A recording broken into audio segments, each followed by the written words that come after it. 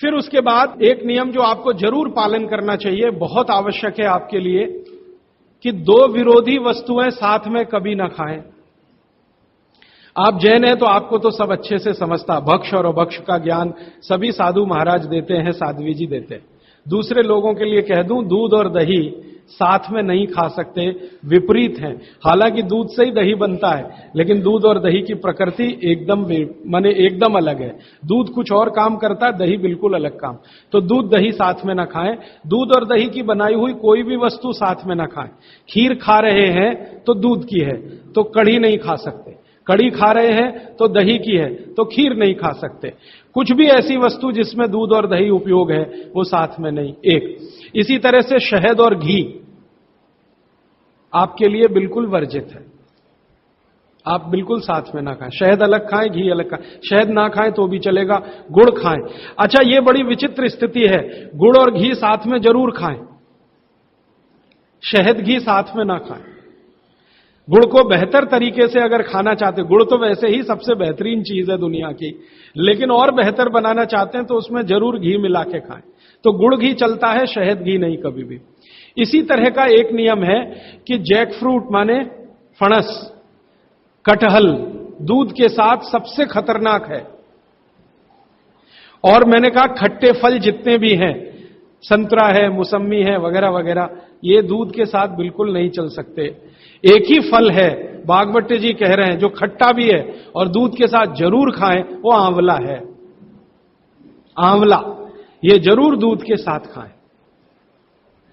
इसके आगे का एक नियम है, वो द्विदल वाला एक नियम तो बता ही दिया, द्विदल और दही ना खाएं। और मजबूरी है कोई खाने की तो दही को गर्म करें, माने बघारें, तासीर उसकी गर्म करें, फिर आप खाएं, नहीं तो ना ही खाएं तो अच्छा है।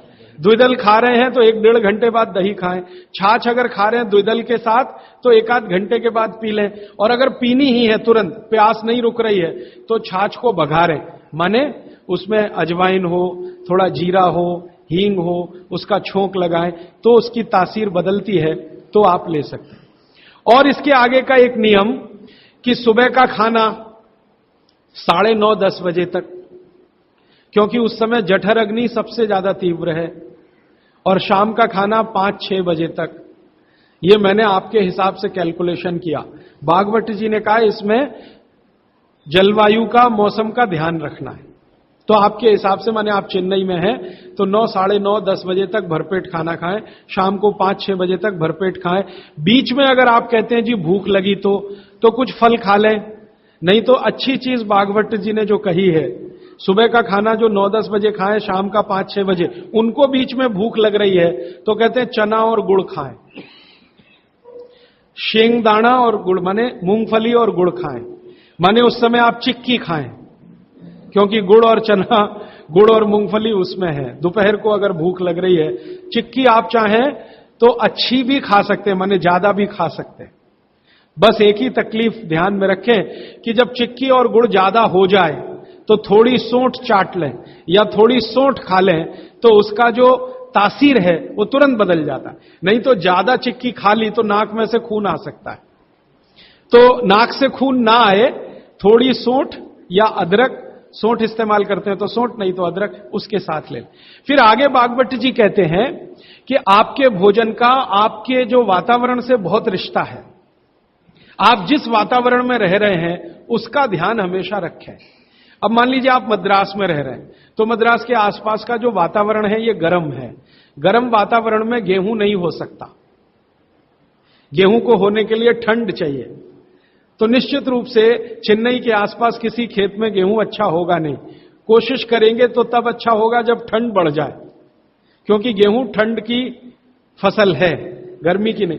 गर्मी की फसल जो है वो चावल है, धान है, चावल है, बाजरा बहुत गर्मी की फसल है।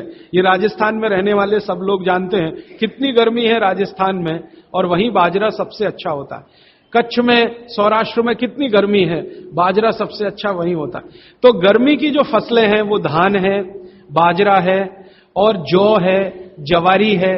जवारी आप समझते, ज्वार। तो ये सब आपके लिए अच्छे हैं। यहां चेन्नई में आप रहते हैं ना, ज्वार की रोटी खाएं, बाजरे की रोटी खाएं, गेहूं की कम, ना खाएं तो भी चलेगा, जो यहां हो रहा है वो ज्यादा खाएं। अब आप बोलेंगे गर्मी में भी बाजरे की रोटी खाएं, ना खाएं, क्योंकि बाजरा वैसे तो गर्म है, लेकिन गर्मी में भी खाना है। मान लो आपको स्वाद है, छूट नहीं रहा है, जगह छूट गई है, स्वाद नहीं छूटता, मन हमारा अभी भी राजस्थान में है या कच्छ में है या सौराष्ट्र में, कुछ मजबूरी है कि हम यहां रह रहे हैं। अगर ये मजबूरी खत्म हो जाए तो आप सब भागेंगे यहां से। मजबूरी कैसी? कच्छ में, सौराष्ट्र में इतना ही पैसा आ जाए तो आप सब चले जाएंगे, क्योंकि मन जो है ना छूटता नहीं है, स्थान से लगा रहता है, स्वाद मन के साथ जुड़ा हुआ। तो स्वाद के लिए ही अगर बाजरा खाना चाहते हैं तो बिना गुड़ के ना खाएं। यहां पर चेन्नई में गुड़ और घी के साथ बाजरे की रोटी आप खा सकते हैं, गुड़ और घी के साथ जवारी की रोटी आप खा सकते हैं। ज्यादा आप खाएं तो चावल आपके लिए, धान जो यहां होता है वो सबसे अच्छा है। तो तासीर ध्यान रखें, आबो हवा का ध्यान रखें, वातावरण का ध्यान रखें, हर बनाते समय भोजन में और खाते समय भोजन में। ये कुछ सूत्र हैं जो बहुत आवश्यक हैं आपके लिए, मैं मानता हूं, जो मैंने आपको पिछले एक 45 मिनट या 30 मिनट में जो रिपीट किए, जिनको मैं बहुत आवश्यक मानता हूं। और इसमें से एक सूत्र छूट गया जो बहुत आवश्यक, सुबह सुबह उठकर पहले पानी पिए, सुबह सुबह उठकर पहले पानी पिए। कारण मैं बता चुका हूं कि उठते ही आपके मुंह में जो लार बन रही है वो बहुत बहुत बहुत कीमती है, उसकी कीमत लगा नहीं सकते आप, वो एकदम अमूल्य चीज है, वो अंदर ही जाए तो अच्छा है।